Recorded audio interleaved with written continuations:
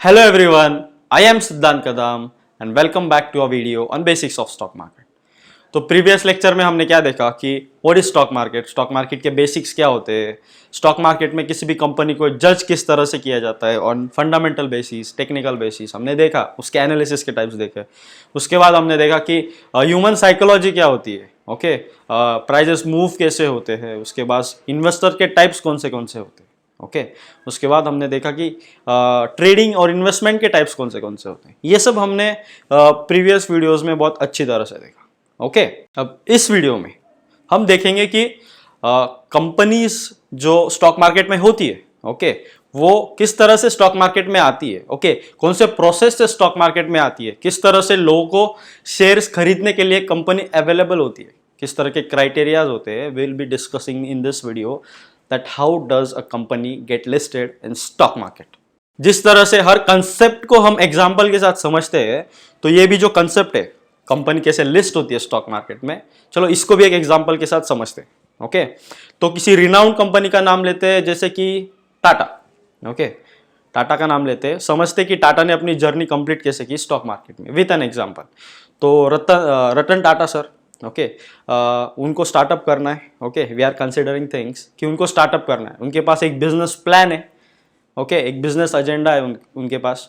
तो first and most important thing, आपके पास प्लान है, सब कुछ रेडी है, तो पहली चीज कौन सी जो आपको इंपॉर्टेंट है कोई भी बिजनेस स्टार्ट करने के लिए, everybody knows that is funds, पैसा। तो अभी पैसों की जरूरत होगी उनको, ओके, इतना बड़ा बिजनेस प्लान कर रहे हैं तो उनके पास कुछ पर्सनल सेविंग्स भी होंगी, ओके। सो पहले उन्होंने अपनी पर्सनल सेविंग्स लगा के, ओके, जितनी भी सेविंग्स रखी उन्होंने बिजनेस के लिए, वो सब यूज करके उन्होंने एक ऑफिस सेटअप किया, ओके, उसकी कुछ फॉर्मेलिटीज कंप्लीट की। उसके बाद द स्टार्टअप स्टार्टेड, ओके, शुरू हो गया उनका कंपनी टाटा मोटर्स। तो कंपनी शुरू हो गया, कंपनी का बिजनेस एजेंडा बहुत अच्छा था, कंपनी अच्छी ग्रो कर रही है, उनके प्राइवेट फंडिंग पे जो कंपनी उन्होंने खड़ी की थी। लेकिन जैसे भी किसी चीज की डेवलपमेंट होती है, वो ऑफिस छोटा हो गया उनका, okay, they need more space, उनको और जगह चाहिए, उनको और इंफ्रास्ट्रक्चर चाहिए। तो व्हाट दे विल डू, उनको और पैसों की जरूरत होगी, they will go to their friends और रिलेटिव्स और एनीवन, ओके। फिर वहां से थोड़े बहुत फंड्स मिलेंगे उनको, उसके बाद वो कंपनी को और डेवलप करेंगे, ओके। अब कंपनी डेवलप हो रही है, इसका मतलब है कि it is a good business plan, वो और ज्यादा डेवलप होने वाला है फ्यूचर में। सो फ्यूचर में डेवलपमेंट होने के लिए उनको और फंड्स की ज़रूरत लगी, okay. Funds are the basic thing of any business. So वो जाएंगे बैंक के पास, okay, bank is giving them loan, okay. उनका अच्छा बिजनेस स्ट्रक्चर देख के, ओके, उनके ITRs वगैरह सब चेक करके बैंक उनको लोन देगी। बट बैंक के लोन्स में भी लिमिटेशंस होते हैं, ओके। कंपनी की डेवलपमेंट और बैंक्स ने जो लोन प्रोवाइड किया है, okay, that is not enough for that company to grow, okay. उनको और इंफ्रास्ट्रक्चर की जरूरत है और बिजनेस बढ़ाने की बहुत जरूरत होगी। तो नाउ अब पैसा कहां से लाया जाए, तो अब बात करते हैं और ज्यादा फंडिंग्स की। कंपनी को डेवलपमेंट के लिए ज्यादा फंड्स की जरूरत है, ओके। सो रतन टाटा सर थॉट कि लोगों से पैसा लिया जाए, ओके, लेकिन डायरेक्टली लोगों से पैसा नहीं ले सकते, ओके, कुछ फॉर्मेलिटीज होती है, okay, there are some process, okay.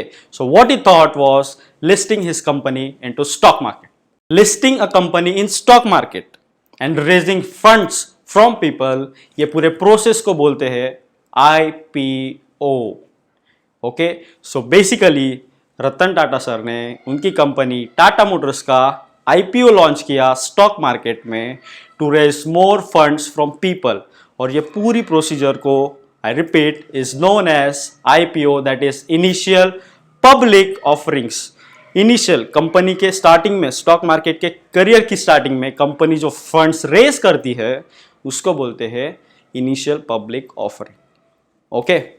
तो इस तरह से कोई कंपनी मार्केट में आती है, इस तरह से उसका IPO लॉन्च होता है और लोग अपने जो फंड्स होते हैं वो उस कंपनी को देते हैं, but in return they get shares, company का कुछ हिस्सा उनको शेयर्स के फॉर्म में मिलता है। तो अभी हमने देखा कि टाटा मोटर्स ने उनका IPO लॉन्च कर दिया, ओके, स्टॉक मार्केट में IPO लॉन्च हो गया है। अभी आगे क्या, ओके, ये वर्क कैसे करता है, तो कंपनी की कोई डिमांड होगी, ओके, कोई फाइनेंशियल डिमांड होगी, इसीलिए तो वो स्टॉक मार्केट में आए, ओके। तो कंसिडर करते हैं कि टाटा मोटर्स को 100 करोड़ की डिमांड है, ओके तो आईपीओ लिस्ट करते वक्त वो डिमांड स्टॉक मार्केट में अप्लाई करेंगे विथ आईपीओ कि उनकी 100 करोड़ की डिमांड है। ओके तो हम जैसे कॉमन लोग लाइक रिटेलर या HNI, DII, FII कंपनी की डेवलपमेंट देख के, प्रोग्रेस देख के हर कोई DII या FII या रिटेलर अपने हिसाब से उसमें शेयर्स खरीदेगा, ओके या पैसा इन्वेस्ट करेगा। अगर रिटेलर है तो वो 15,000 से स्टार्ट करेगा till 1 lakh 2 lakh. FII, DII they will buy in crores, okay अपने हिसाब से हर कोई इन्वेस्ट करेगा। जिस दिन कंपनी का आईपीओ लिस्ट होगा, ओके जिस दिन कंपनी का आईपीओ लिस्ट होगा मार्केट में, उस दिन जो लोगों ने पैसे देके शेयर्स खरीदे उस दिन उनको वो शेयर्स मिल जाएंगे, और टाटा मोटर्स जिन्होंने डिमांड की थी 100 करोड़ की, उनको वो 100 करोड़ मिल जाएंगे। And this is how Tata Motors will use that fund for development of Tata Motors, and this is how people will get the share in Tata Motors. और जिस तरह से जो भी लोगों ने रिटेलर, HNI, एनीवन जिन्होंने भी टाटा मोटर्स के शेयर्स बाय किए, ओके आईपीओ के बाद उनको शेयर्स मिल गए, तो जैसे जैसे कंपनी ग्रो करेगी उनके भी शेयर्स के जो वैल्यूएशन है वो बढ़ता जाएगा, ओके उनका प्रॉफिट बढ़ता जाएगा, एंड वाइस वर्सा जैसे जैसे कंपनी लॉस में जाएगी, ओके तो वैसे वैसे उनके शेयर की प्राइस भी कम होते जाएगी।